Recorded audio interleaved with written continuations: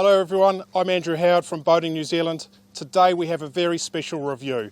We are doing two boats at the same time from the Prestige family on the west coast of France. A 520S, which is a sedan, and a 520 Fly. Let's get out there and have a look at these two beauties.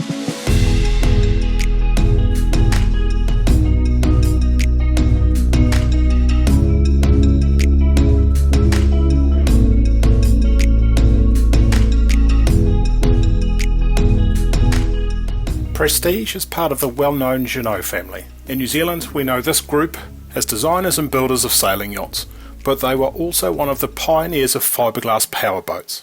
Prestige has now celebrated 30 years of designing and building luxury motor yachts, and these two Prestige 520s certainly created an impression. One of which had us asking whether this could be the ultimate luxury cruiser able to fit into a 16-metre berth.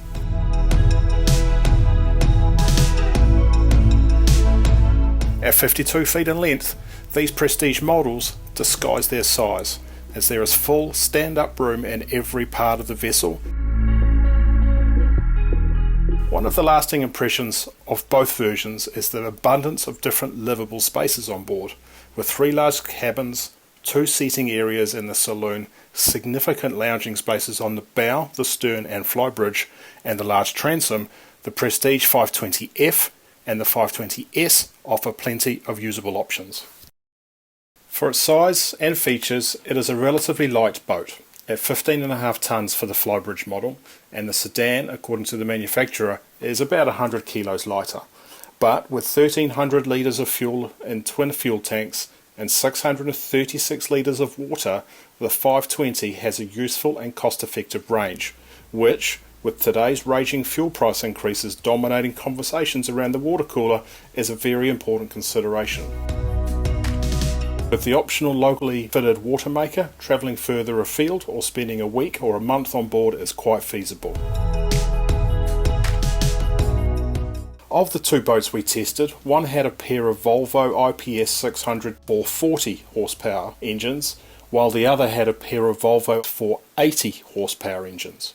The weather on test day was excellent, with a 10 knot breeze, which really didn't show up any differences in engine performance. But given the lightness of the vessels, either engine option would work well. But I would probably opt for the additional sprint performance of the Volvo 480 horsepowers. Volvo Penta's IPS drive system makes managing a boat, any boat, much easier and safer at low speeds or in tricky situations. The IPS drive has routinely made a skipper or first mate of any grade look like an expert, especially when it's supplemented by bow and stern thrusters as it is here.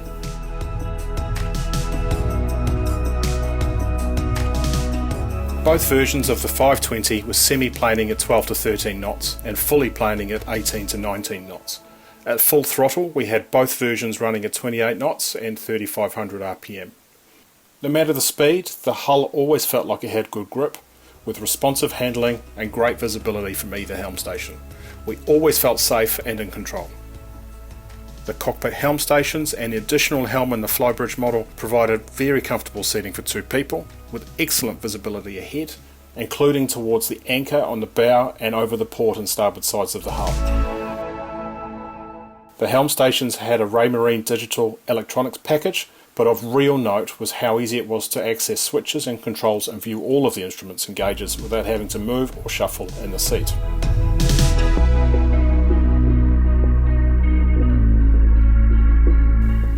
The Saloon has a large L-shaped sofa seating area with a beautifully finished varnish and leather-clad table on a stainless steel base.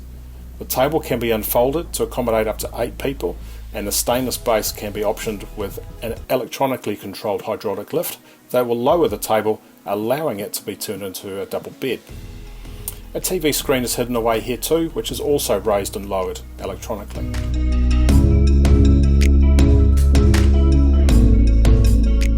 Behind the internal helm station is a sliding door for quick and easy access to the starboard side of the boat, which is helpful if you're using the boat on your own. The first of 2 unique features was the Galley, which has a gorgeous Korean bench top with all of the expected features such as a stainless steel sink with a pull-out mixing tap, 3-zone induction cooktop, combination microwave and grill, and a stand-up fridge. But what sets the Galley apart is the island storage unit, which I fully expected to be in the way, but it wasn't. It works very well, providing more storage and serving capacity. But the piece de resistance is a typical French thing, a special sink for champagne on ice. It is simple, it's self-draining, and it's super cool. It is sure to be a talking point every time a new guest comes aboard. The second unique feature of the Prestige 520 models is the private stairway to the master stateroom, which has a large double bed, a sofa, a flat screen TV, and an ensuite bathroom. This full beam master bedroom is totally private with large panoramic windows just above the waterline. This cabin will doubtless become a favourite place with its owners.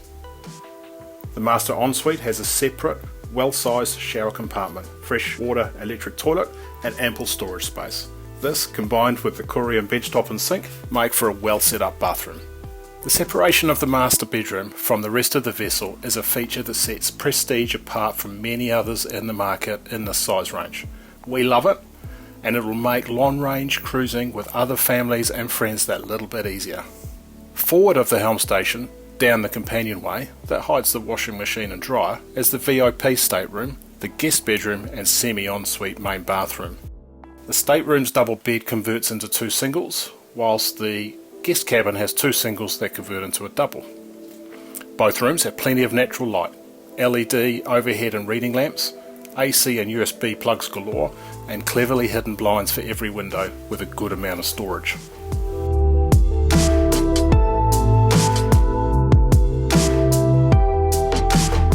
Comfort and privacy are ensured, and with the entire vessel enjoying a powerful air conditioning system with separate room controls for those differences of opinion, it should make for very comfortable living. Towards the back of the boat and the stern, owners should consider which boxes to tick when purchasing a Prestige 520. The 520S that we had the skipper's crew cabin with its own entrance, a single berth, separate bathroom with toilet, wash basin and shower. There's even a bed length window above the transom. The test 520F that we had the alternate option, a tender garage, which will probably be the favourite with Kiwis. The tender garage opens to reveal a tender of your choice, a winch and rollers. The teak-laid bathing platform is a clever piece of engineering that optimises space and maximises use. Raising and lowering the platform means that it can be used for many different functions, like launching a tender, as a pseudo beach, a swim platform, or it can be submerged nearly a metre underwater to accommodate scuba divers, and so no need for a boarding ladder. All of this in a fresh hot water transom shower too.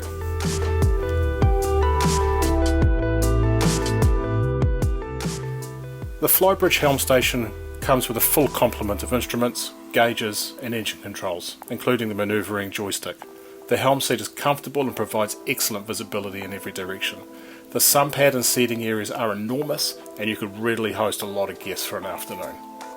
There is a well-proportioned wet bar with a barbecue hot plate, drinks fridge and a basin.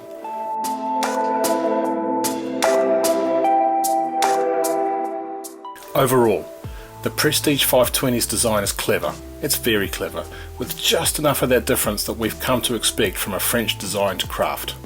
Some would suggest that being aboard either of these vessels is like being on your own private island. But, back to the question, is the Prestige 520 the ultimate luxury cruiser? Well, we found plenty to like about both versions, and for readers wanting such a boat that also fits into a 16-metre berth, we reckon it's right up there.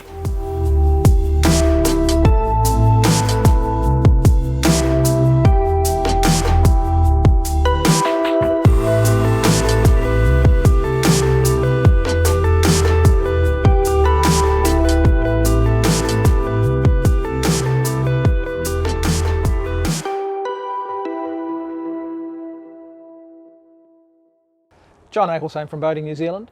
Thanks for watching. If you'd like to see more of these videos, please subscribe to our channel.